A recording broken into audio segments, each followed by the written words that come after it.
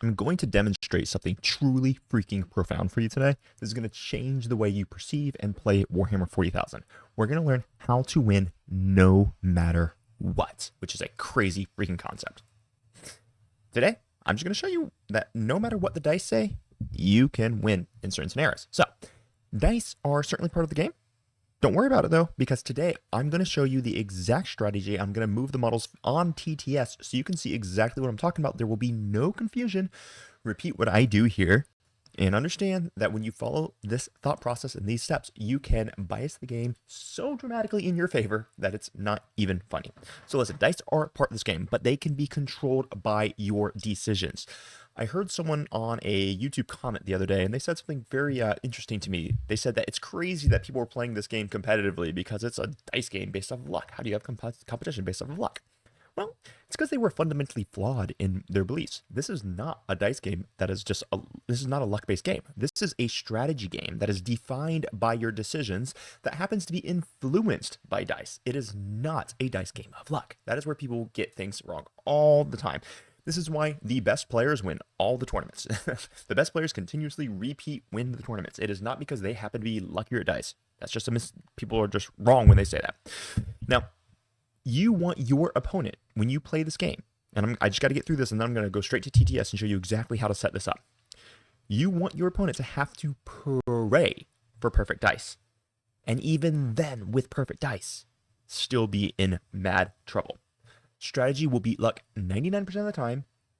And I have a mission for you guys. And this is going to be the action step. I'm going to give it to you again at the end of the video. But I want you to start tracking your mistakes, not your dice. This is how you're going to grow as a player and how you're going to continuously improve. Okay, so let's just go straight to TTS right now. I'm going to show you exactly what I'm talking about. And then I've got a little bit of a presentation afterwards to really ingrain these lessons to you so that you can just continuously, dramatically continue to improve as a powerhouse in Warhammer 40,000. So let's just go to the TTS. This is the whole story right here. I was having a game this weekend, and I won turn one no matter what my opponent did. I'm playing the Ultramarines in this scenario, and my opponent is playing the Orcs in this scenario. So this is tipping point, and this is me after my turn one. And it's basically pretty simple. Everything just moved up. Vindicator probably just deployed right here. Robute deployed somewhere like here. Marty's Calgar deployed behind this line. Vindicator was here. So you guys can basically see what happened. I go first. And if you look at this one unit right here, this one unit of scouts guarantees that I've won the game no matter what else happens this game. And that is kind of a wild thought. So let me break down my thought process. So this battle wagon has like Gaz, Cool, Thracket inside of it, okay? Then we have this truck that's full of a bunch of things. Then over here, you see some beast snags getting ready to hop in a truck that's full of like knobs and flash kits and knobs and flash kits. It doesn't matter. Lots of deadly stuff that are on the table here, okay? What I have done is I have 100% controlled the battlefield regardless of what dice say. So turn one, I go first. My scouts move up. Now, no matter what happens, he cannot move past me. Even if he gets a good careen, he can't end his movement on top of my models. If he gets a good careen with the truck, maybe he can escape with the truck, but that'll be it. But I'm not shooting the truck, so I don't care, which means he's never going to escape with the truck. I'm shooting the battle wagon here. I activate Devastator Doctrine, which means all my units get advance and shoot this turn. So my Vindicator gets to shoot the battle wagon. My Gladiator Reaper gets to shoot the battle wagon. And my scouts maybe throw grenades, and maybe they get to shoot with a missile launcher into the battle wagon. I don't need to kill the battle wagon. I just will severely injure it. It's very simple. If I do kill it, that's great. Over here, my opponent had deployed his commandos in this position. I had moved up, and I charged with both Robute Guilliman and Marnius Calgar. Now, since I've recharged with here, these commandos are going to be completely dead, and I'm not even going to consolidate onto the objectives. Watch what happens. Let's say I 100% whiff all of my shots, and I 100% whiff all of my melee attacks.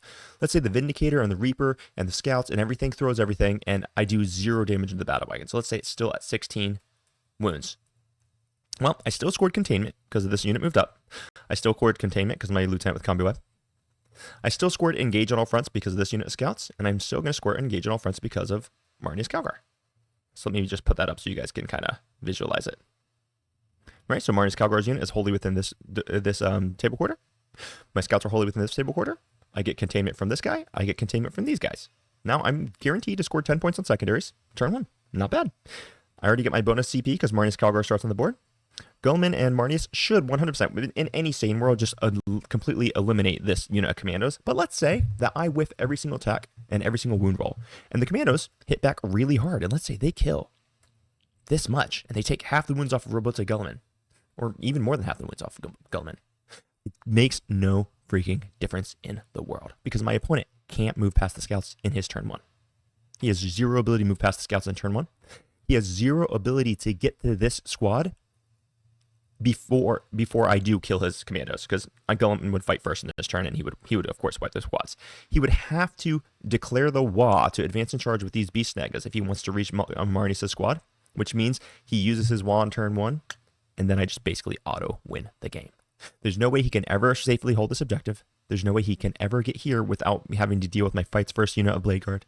There's no way he could ever get to these 2 tanks, which are just going to continue blasting anything that comes through this lane, anything that comes through this lane. Sure, he'll hold these scouts, but he's going to have to charge the scouts, which means whatever he charges the scouts with immediately dies. Maybe he lets Flash Gets get out here and shoot them to death. Totally fine with me. I'll probably just rapid ingress a unit of, or I guess in my turn, I'll probably just deep strike down a unit to block his movement again. So what I've done is I have 100% controlled the board state, no matter what happens with dice. If I deal 0 damage with all my charges and all my shooting, and he has 100% success saves and 100% success with all of his attacks, it makes no difference. He can't leave his deployment zone, and he cannot reach any of my units with anything that is profound. So what I've done is I have set this up. Now, how could my opponent avoided this? Well, he could have avoided this by, had he deployed first, he could have put his commandos like this. And he could have just deployed them right out in the open, making it impossible for me to jail him. Or, since he went second on his deployment, what he could have done is recognize that since my scouts are here, he can no longer deploy here, and he would have had to pivot his deployment here. And then he's no longer locked in. So in this scenario, just because I made the correct decision to block my opponent, he can't win. He cannot win. There's no world where there's any path to victory in this game, even with perfect dice. It is a beautiful, beautiful thing. So now what I want to do is I'm going to go back to the PowerPoint, and I'm going to go ahead and give you the rundown of how you're going to learn how to set things up like this. And that's just going to make you a much better player. So here we go. The dice myth. Why do dice feel like they matter more than they do? Well, it's because of emotional bias. We are always going to remember bad dice rolls. Always. It's just how we are ingrained as humans. We're not really going to be remembering good dice rolls except for extreme exceptions. But the reality check is that over hundreds, thousands of rolls, your odds all average out. I don't care who you are, your dice average out. Every single person in their lives, dice average out. Sometimes people will perceive that their dice don't average out because they might notice a trend where, yeah, but I always fail charges. Okay, I mean, it's possible that there's some weird statistical anomaly that your charges happen to be worse than other people's. But if that's true, without a doubt, your shooting is better, or your saves are better, or whatever. The dice are average. You don't have a magical aura about you that changes them. All right, build in redundancy into your list. So when I play orcs, and I know in this scenario I was playing the Space Marines, but when I play orcs, what I do is I bring commandos now. And the reason why I bring commandos is that I know without a shadow of a doubt that if I get fully move blocked turn 1, I'm going to lose the game, and there's nothing I can do about it. So I make sure I bring in a redundancy protocol to make it so that I cannot get move blocked in turn 1. It just cannot happen to me, because there is going to be basically no unit in the game that can completely screen me out. So I'm always going to be able to get my commandos in one place. Now, potentially, there is a world where if I'm playing, say, Gene Stealer Colts, and he puts in a huge squad of neophytes infiltrating turn 1, he could block me out in that scenario. But it's not going to be that big a deal if I kill that huge blob turn 1 in that specific scenario. All right. If I'm going against Mordaka and Zodgrod wants to do the jail, I can handle that because I've got commandos in a line stopping him. If I want to go against Shadow Legion and I have this 9-inch scouting ACDC, I can block that. That's the thing. You want to build in redundancy. Positioning over power, guys. Your position will always dictate things over power. Listen, strong positioning will force your opponent to play into your game. If you control the objectives, if you control the angles, and you control the threat ranges, your opponent is forced to rely on dice to bail them out. Dice cannot help your opponent if they can't see you. Dice cannot help your opponent if they can't charge you. Dice cannot help your opponent if they cannot actually activate into you, which is why positioning and move blocking is such a powerful skill in this game. If your opponent has the most powerful shooting unit in the entire game. Let's say, I don't know what the most powerful shooting unit in the entire game is. Maybe it's a Forge Fiend in Packbound Zealots with Abaddon right next to it. So they get to reroll hit rolls, and they get sustained hits and lethal hits on 5s because they've got a Hellbrute next to them. Strike 10, AP 3, damage 3 with devastating wounds. Let's say it is the most powerful shooting unit in the game. There might be a better one, but whatever, just for the sake of argument, let's say that. I don't care how powerful that unit is if they cannot shoot my unit because they can't see me. It just doesn't matter. So that's why your positioning will always trump dice rolls and will always trump power. What we want to do is we always want to punish mistakes that our opponents make, right? You want to target their decisions. Let them be the ones who are relying on the 4-pin vulnerable saves. Let them be the ones who have to make the 9-inch deep strike charges. You don't have to do those things because your positioning will always make it so that you don't need the dice rolls. You want the dice rolls, but you don't need them because of your positioning. When I play this game, and when I play this game against other very good players, winning is always about turning very small openings into huge leads. My opponent didn't screen the one spot that I could have rapid ingress, so I rapid ingress and it screwed my opponent.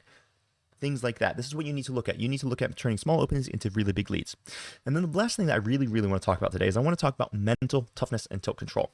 Tilt is the real enemy of players. It's not bad luck. How do you reset after a really bad turn?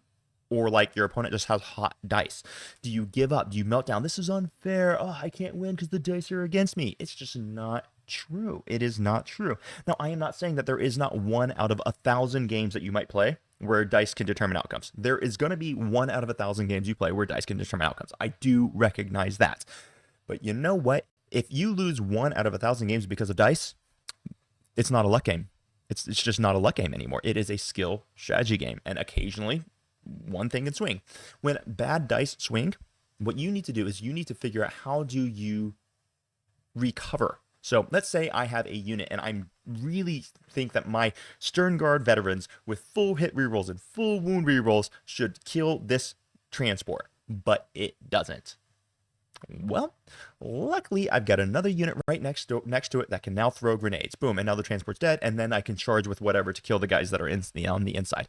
So that was going back to the redundancy. You plan on having bad dice so that the bad dice can never really screw you. You want to change your plans. You need to adapt. You never panic. Let's say you were planning on making the charge so that you could go and get storm hostile objective, but you failed the charge. Well, you want to make sure that where your unit was positioned before they tried to make the charge was in a really good spot to still give you something, whether that's move blocking your enemy, whether it's stopping your enemy from deep striking in a certain position. You need to make sure that everything you do has a secondary purpose so that if you fail the primary, they're still serving you. This is how you win games. You don't worry. You don't melt down when bad things happen. You pivot. That's what we want to see. So listen, guys, I'm going to repeat myself. Strategy will beat luck 99% of the time in this game. And I do allow for that 1% where it's just crazy shit happens. That's honestly one of the main things that's super fun about this game, because you do have to challenge your flexibility in thinking. And here is my challenge to you. I really desperately want you to start tracking mistakes, not your dice. That's how you grow. So next time you're playing a game and you rolled snake eyes into snake eyes on your charge, what I want you to do is pause, or maybe in your post-reflection, you're reflecting how the game went. What decision could you have made that would have said that you could have still won even though you had a snake eyes into snake eyes? I can promise you, you're almost always going to be able to come up with something, even if it's not obvious and you need to talk to a friend or a Warhammer coach.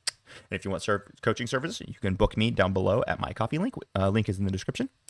And there's always going to be something. So do that. You're going to become a much better player for it. Set yourselves up like I just showed you on TTS. Set yourselves up to win the game no matter what dice say, and you're going to be super, super happy. You're always going to be super, super happy. And by the way, people are going to say that, oh, your opponent could have just done this and countered you. Of course they could have. The point of Warhammer 40,000 is to outmaneuver your opponent, to out-counter your opponent's counters. Keep that in mind. Play better. And until next time, crump on. Bye-bye.